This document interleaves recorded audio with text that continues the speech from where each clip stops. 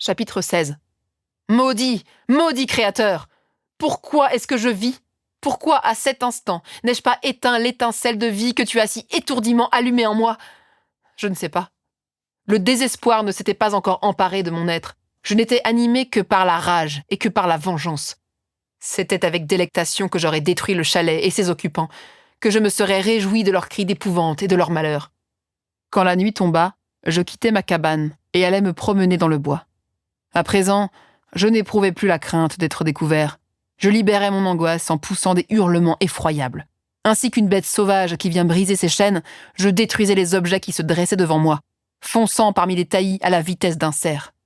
Oh, quelle affreuse nuit j'ai passée! Les froides étoiles se moquaient de moi. Les arbres dépouillés étendaient leurs branches au-dessus de ma tête. De loin en loin, la douce voix d'un oiseau venait déchirer l'universel silence.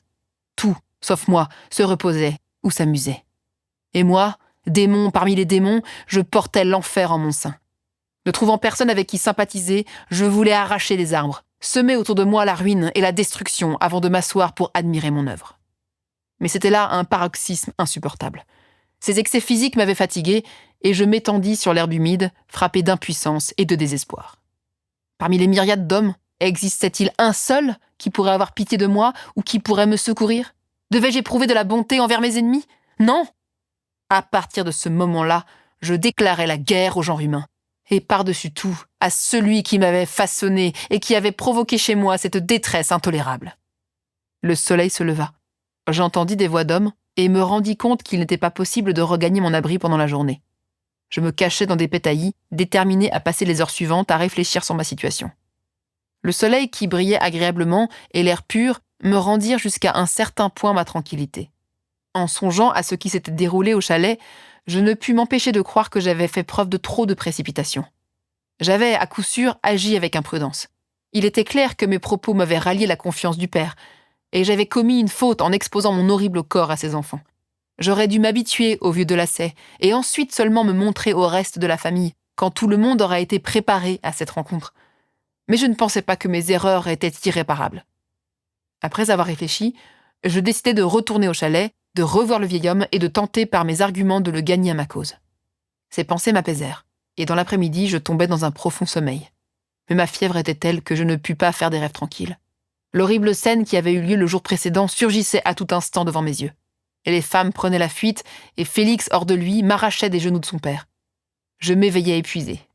Je vis qu'il faisait déjà nuit. Je sortis de ma cachette et partis à la recherche de nourriture. Quand ma faim fut apaisée, je dirigeai mes pas vers le sentier familier qui menait au chalet. Tout y était calme.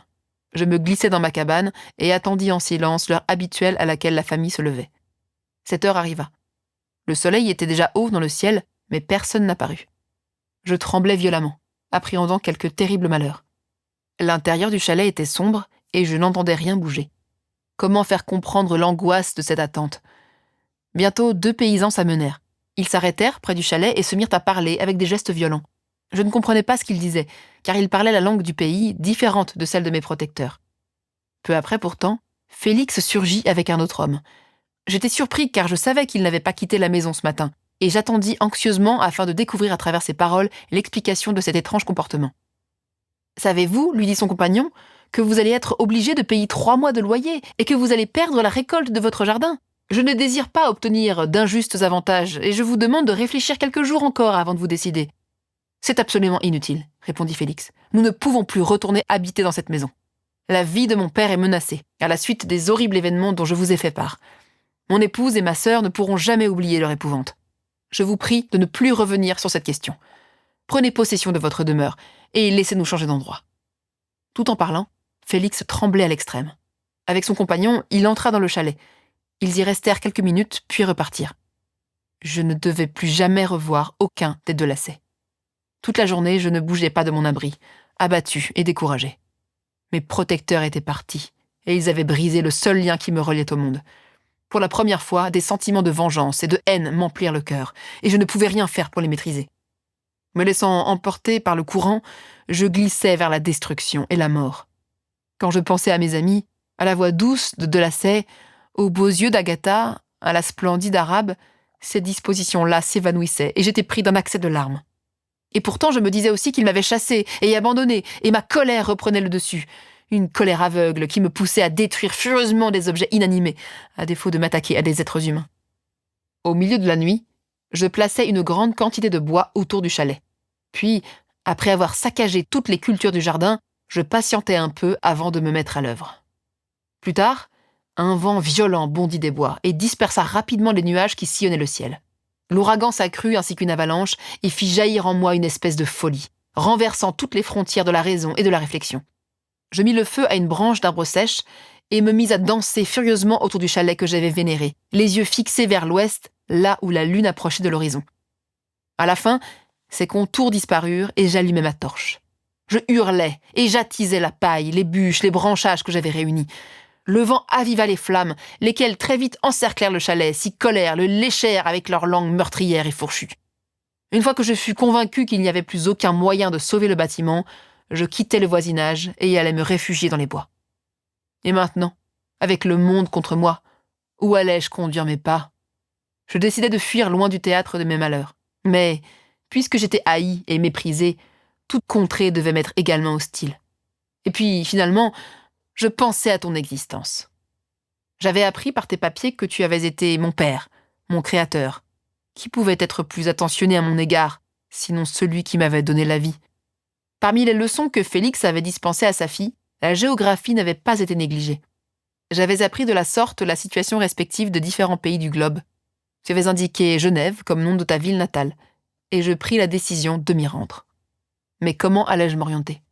Je savais que je devais voyager par le sud-ouest pour arriver à destination, et je n'avais pour seul guide que le soleil.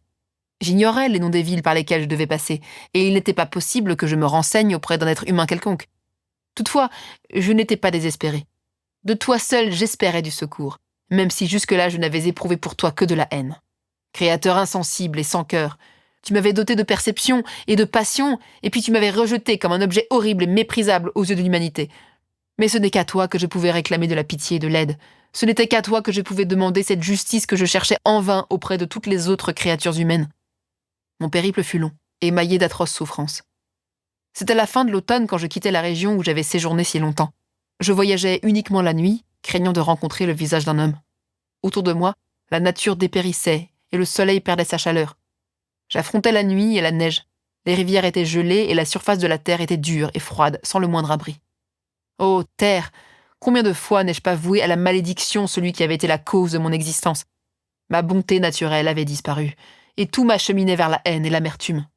Plus j'approchais de ta maison, plus je sentais l'esprit de vengeance souffler sur moi. Il neigeait. Les rivières étaient gelées, mais je ne prenais pas de repos. J'avais peu d'indications pour me diriger, mais je possédais une carte du pays, quoique souvent je m'écartasse de ma route. Mon angoisse ne me laissait aucun répit.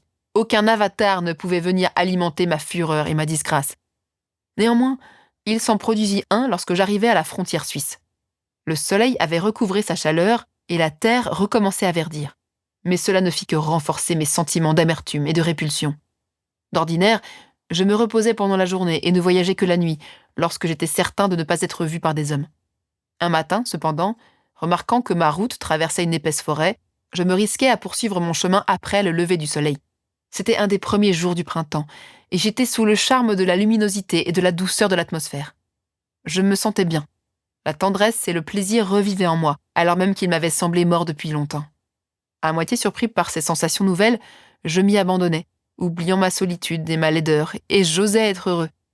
De douces larmes me coulèrent sur les joues, et je levai même mes yeux humides vers le soleil qui me gratifiait d'une telle joie.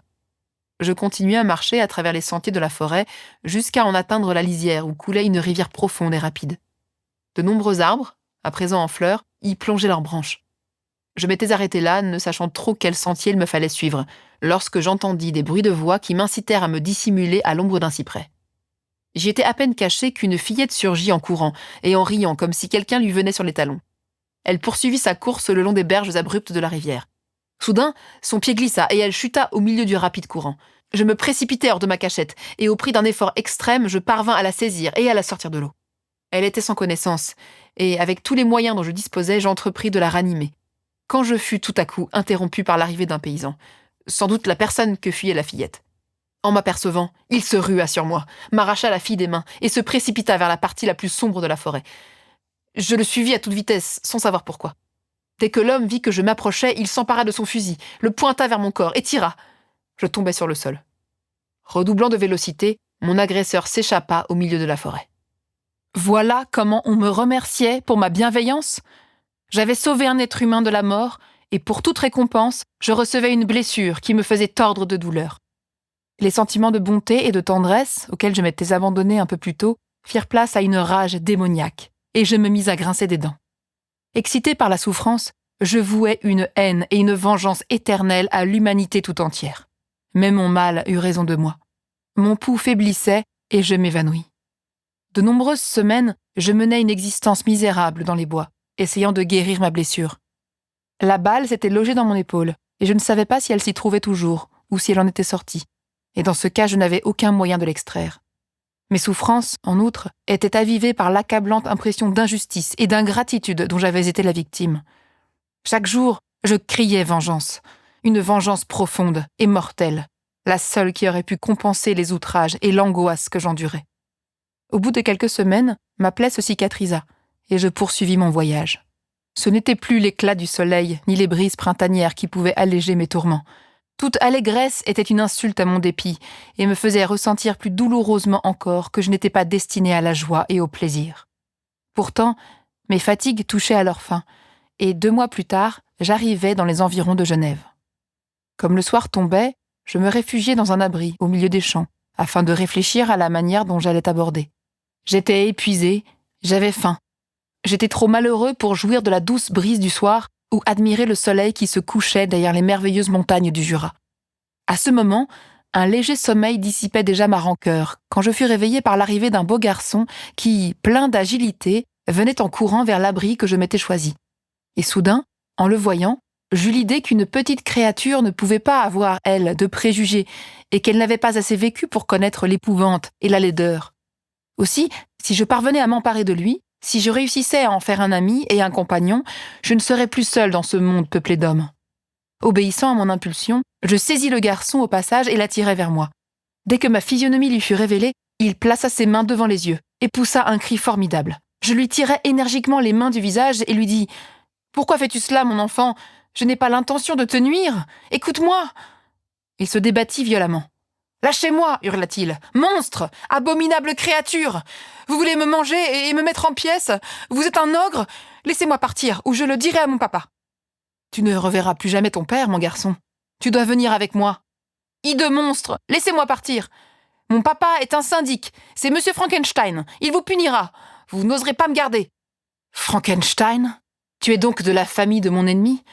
De celui envers lequel je nourris une éternelle vengeance ? Tu seras ma première victime. » L'enfant se débattait toujours et m'accablait d'injures qui me déchiraient le cœur. Je le pris à la gorge pour le faire taire, mais en un rien de temps, il tomba mort à mes pieds. Je contemplais ma victime et mon cœur se gonfla d'exultation et d'un triomphe infernal. En battant des mains, je m'écriais « Moi aussi, je peux créer la désolation. Mon ennemi n'est pas invulnérable. Cette mort le remplira de désespoir et 1000 autres misères le tourmenteront et l'annihileront. » Comme j'avais les yeux sur l'enfant, je vis quelque chose briller sur son cou. Je m'en emparai. C'était le portrait d'une très belle femme. En dépit de ma hargne, il me séduisit et me fascina. Pour un court moment, je fus sous le charme de ses yeux sombres frangés de longs cils et de ses lèvres exquises. Mais très vite, ma rage reprit le dessus. Je me rappelais que j'étais à jamais privé des joies qu'une créature aussi belle aurait pu m'octroyer, et je me dis que si celle dont je contemplais le visage me voyait, elle n'aurait plus cet aspect délicieux, mais une expression de dégoût et d'horreur. Peux-tu t'étonner que de telles pensées aient attisé ma fureur ? Je me demande pourquoi, sur le moment même, au lieu de donner libre cours à mes sentiments de douleur par des exclamations, je ne me suis pas précipité parmi les hommes en cherchant, au risque de perdre la vie, de les tuer. Mais ces pensées m'avaient épuisé, et je quittai l'endroit où j'avais commis le meurtre afin de dénicher un abri plus sûr. J'entrai dans une grange qui m'avait paru vide. Sur la paille, une femme y dormait. Elle était jeune, pas aussi belle que celle qui figurait sur le portrait, avenante pourtant, pleine de charme et de santé. Je me dis qu'une telle créature était de celles dont les radieux sourires ne me seraient jamais destinés. Je me penchai sur elle et lui murmurai « Réveille-toi, ma douce, ton amant est à tes côtés. Il est prêt à te donner sa vie pour un seul de tes regards affectueux. Réveille-toi, mon amour. » La femme qui dormait remua, et un frisson de terreur me parcourut. Et si elle se réveillait effectivement? Si elle me voyait? Si elle me maudissait? Si elle dénonçait mon meurtre? Elle le ferait sans nul doute dès qu'elle ouvrirait les yeux et m'apercevrait. Cette idée attisa ma folie, ranima ma hargne. Non, ce ne serait pas moi qui souffrirais, mais elle. Le crime que j'avais commis, parce que jamais je n'aurais pu obtenir tout ce qu'elle aurait dû me donner, ce serait le sien. Elle en était la cause, c'est elle qu'on punirait. Grâce aux leçons de Félix sur les lois sanguinaires des hommes, j'avais appris à présent comment faire le mal. Je me penchai de nouveau et glissai soigneusement le portrait dans un des plis de sa robe. Elle bougea encore, et je pris la fuite. Durant quelques jours, je hantais l'endroit où s'étaient produits ces événements, tantôt dans l'espoir de te voir, tantôt de quitter à jamais le monde et ses misères. Finalement, j'allais errer dans les montagnes, et j'en ai exploré tous les recoins, animé par une passion brûlante que toi seul tu peux satisfaire. Nous ne nous séparerons pas avant que tu n'aies accédé à ma demande. Je suis seul et misérable. L'homme ne veut pas de moi. Seule une femme, aussi laide et aussi horrible que moi, souffrirait à ma compagnie. Elle devrait être de la même engeance et avoir tous mes défauts. Cet être-là, c'est à toi de le créer.